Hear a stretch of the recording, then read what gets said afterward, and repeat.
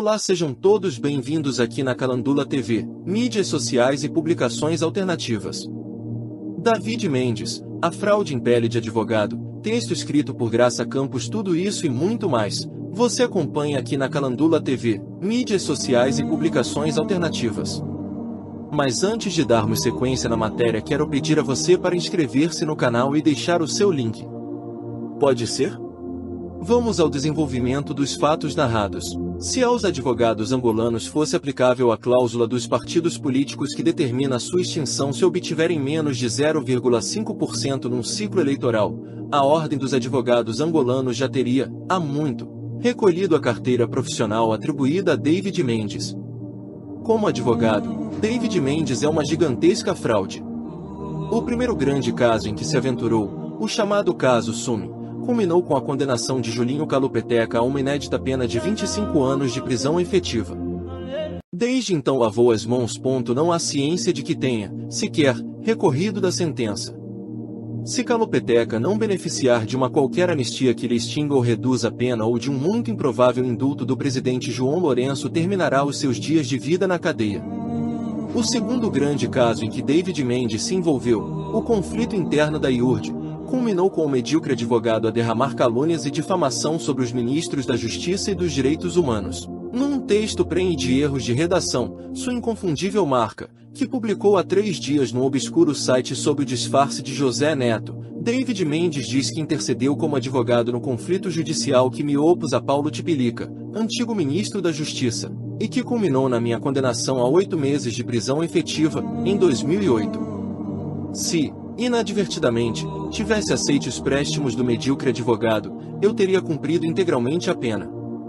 Defendido por 2 profissionais sérios, Paulo Rangel e João Gorgel, ao cabo de 1 mês eu estava fora dos calabouços. Os meus advogados recorreram ao Tribunal Supremo e obtiveram do venerando juiz conselheiro Simão Vitor, já jubilado, a anulação da pena. Avisada esteve, também, Isabel dos Santos.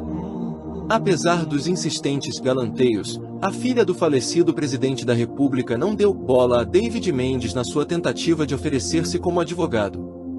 Se a antiga princesa tivesse cedido ao canto da sereia, hoje estaria entre os presos pessoais do presidente João Lourenço. Imprudente, a senhora Conceição Domingos, esposa do general Miala, confiou a sua defesa a David Mendes no chamado caso Miala e deu no que deu. No chamado caso dos 15+2, os ativistas prescindiram dos serviços de David Mendes porque cedo perceberam que ele jogava em 2 tabuleiros. David Mendes padece de severo daltonismo mental.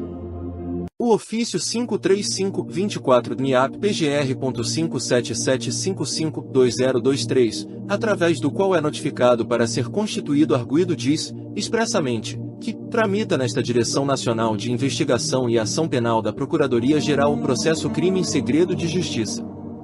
Desconhecendo o que significa segredo de justiça, David Mendes saiu da DNIAP e correu para uma rádio contar tudo.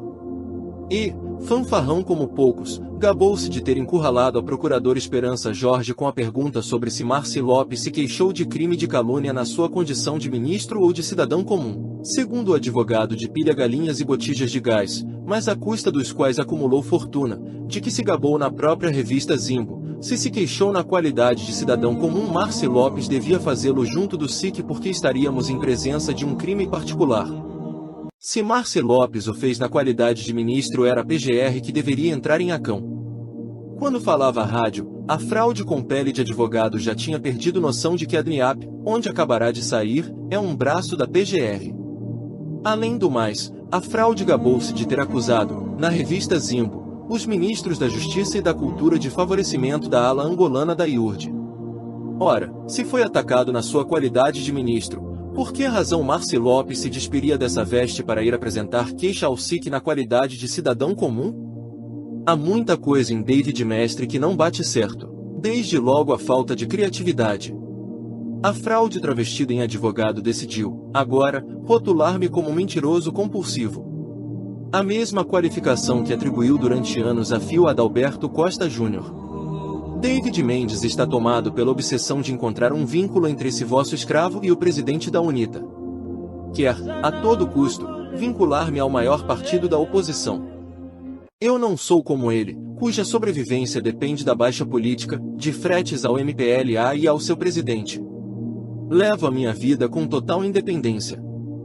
Falho de criatividade, David Mendes repete, há anos, com as mesmas palavras, uma patranha que lhe foi contada por Norberto Garcia, segundo a qual tentei extorquir-lhe $100.000. Só mesmo quem nunca saiu do casenga acredita que em Portugal ou em qualquer outro país da Europa Ocidental $100.000 são garantia de uma vida faustosa. Como nota final registra uma grosseira contradição do advogado de Pilha Galinhas que se gaba de ser rico sem nunca ter ganho um grande caso judicial. Na réplica escrita no obscuro site, o José Neto diz que integrou a bancada parlamentar da UNITA a convite de Isaías Samacuva. Para conhecimento público, David Mendes não pediu para ingressar na UNITA, mas respondeu a um convite que lhe foi endereçado pelo então presidente do partido, Isaías Samacuva, escreveu o Falastrão. Já quarta-feira, na entrevista a Anastácio Queiroz, da Rádio Que Anda, a fraude em pessoa atribuiu a sua entrada no grupo parlamentar da UNITA a um convite de Adalberto da Costa Júnior, na sua qualidade de presidente do GPU. Então quem é o mentiroso compulsivo? Observação: com este texto dou por encerrado o diálogo com a fraude. Afinal, a experiência humana prova que quem dorme com porcos acorda com pulgas. Gostou deste vídeo? Deixe o seu link ou comentário. E subscreve e adira ao canal, se ainda não o fez. Calandula TV, nós reportamos, você decide.